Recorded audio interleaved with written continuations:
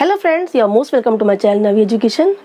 आज मैं common errors का एक और कॉन्सेप्ट लेके आई हूँ और वो क्या है, common errors in using articles. Articles के यूज में कौन से एरर्स हो सकते हैं, उन एरर्स को हम कैसे आइडेंटिफाई करें, आज इसी कॉन्सेप्ट को हम क्लियर करेंगे।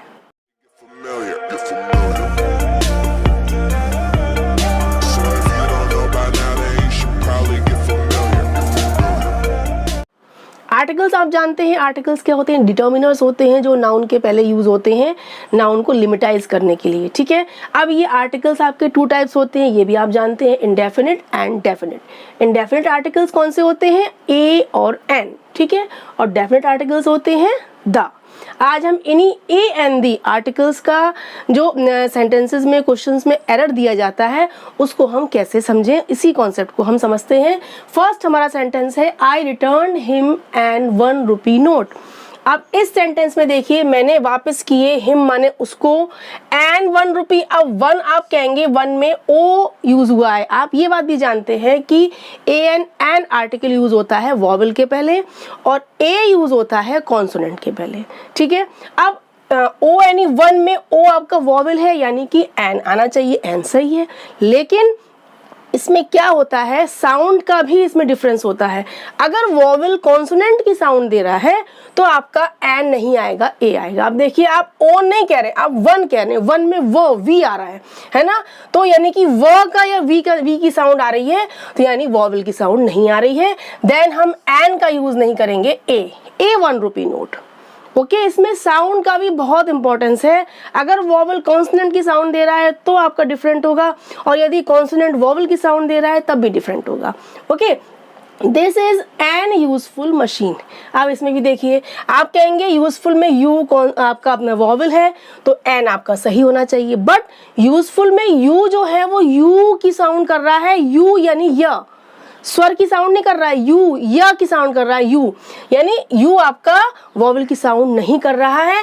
देन हम एन का यूज नहीं करेंगे, अ का यूज करेंगे। A useful, a university, a unicorn, a union, a unity. इस तरीके से अगर यू आपका वॉवल होते हुए भी कॉन्सोनेंट की साउंड करेगा तो हम ए का यूज करेंगे, एन का यूज नहीं करेंगे। नेक्स्ट है, my friend is a honest person. In this sentence आप कहेंगे my friend is a honest. अब ऑनेस्ट में हम हॉनेस्ट नहीं बोलते हैं क्योंकि एच हमारा साइलेंट होता है, एच को हम नहीं बोलते हैं, ओ बोलते हैं, ऑनेस्ट। ठीक है, जब ऑनेस्ट बोल रहे हैं यानी कि हमारी साउंड किसकी आ रही है, वॉवल की आ रही है, तो हमारा ए नहीं आना चाहिए, हमारा क्या आना चाहिए, एन ऑनेस्ट। एच की साउंड नहीं आ रही, ओ की आ रही, ऑनेस्ट पर्सन, तो एन आना चाहिए, ए नहीं आना चाहिए। रवि's father is a MLA.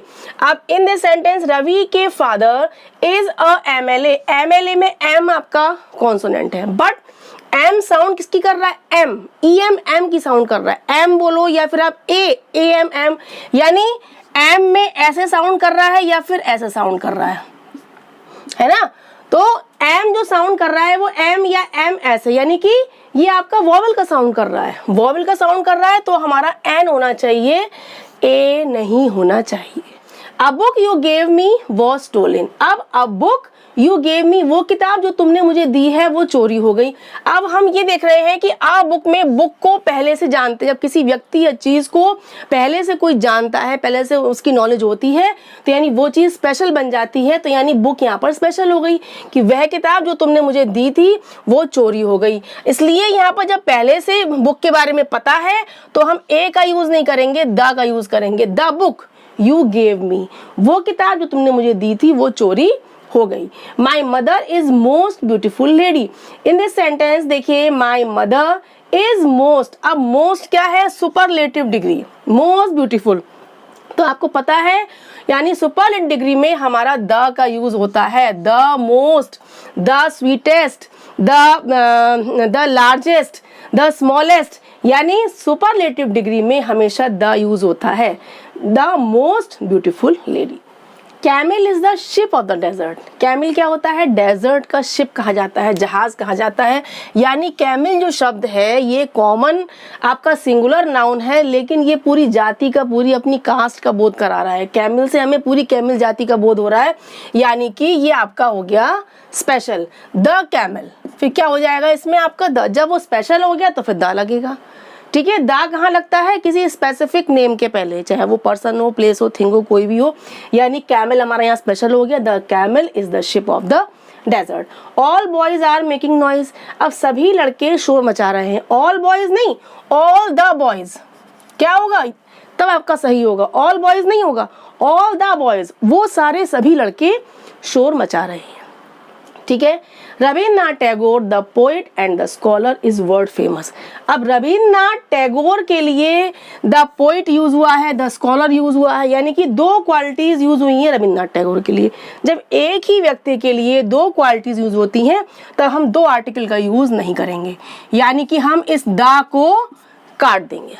Okay, Rabindranath Tagore the poet and scholar is world famous, तब हमारा सेंटेंस सही होगा। नेक्स्ट है many man has come here.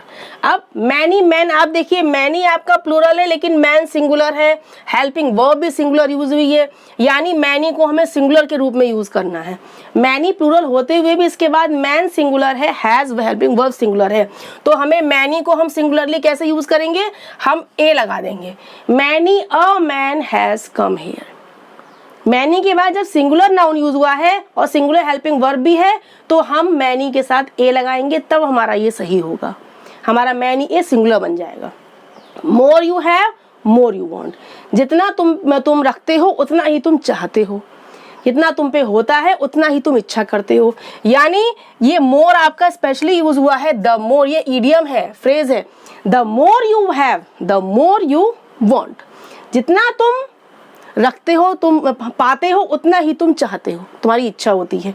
The more you have the more you want, तब आपका ये सही होगा। The English is a widely spoken language. अब लैंग्वेज के पहले द आर्टिकल या कोई भी आर्टिकल का यूज नहीं होगा, English is a widely spoken language, ये आपका सही हो गया। द आपका रॉन्ग है, द इंग्लिश नहीं होगा, इंग्लिश। नेक्स्ट है I heard noise.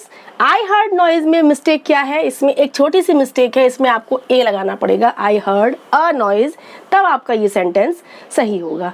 Okay, next है a sun gives light to our earth. अब एक सन, अ सन नहीं, क्योंकि हमारा सन यूनिक है, जब यूनिक है तो आ नहीं आएगा, द आएगा। The sun, the moon, the earth हम यूज करते हैं, यानी ये हमारे यूनिक होते हैं तो हम इनके लिए द का यूज करते हैं। नेक्स्ट एंड लास्ट है it is 3:45 by my watch. अब मेरी घड़ी में क्या हुआ है, 3:45, it is a 4:45, it is 4:45 नहीं, it is a 4:45 by my watch, then आपका दिस सेंटेंस इज करेक्ट। ये आपके आर्टिकल्स के बहुत ही छोटे छोटे मिस्टेक्स थे, एरर्स थे जो सेंटेंसेस में पूछे जाते हैं। आर्टिकल्स के एरर्स तो दिए ही जाते हैं बच्चों को, ताकि बच्चे उन आर्टिकल्स को प्रॉपरली भर सकें, फिल कर सकें। ठीक है, आपको मेरी इस वीडियो से इन आर्टिकल्स को करेक्ट करना, फिल करना, उनका सही यूज करना समझ में आ गया होगा। So please keep watching, bye bye.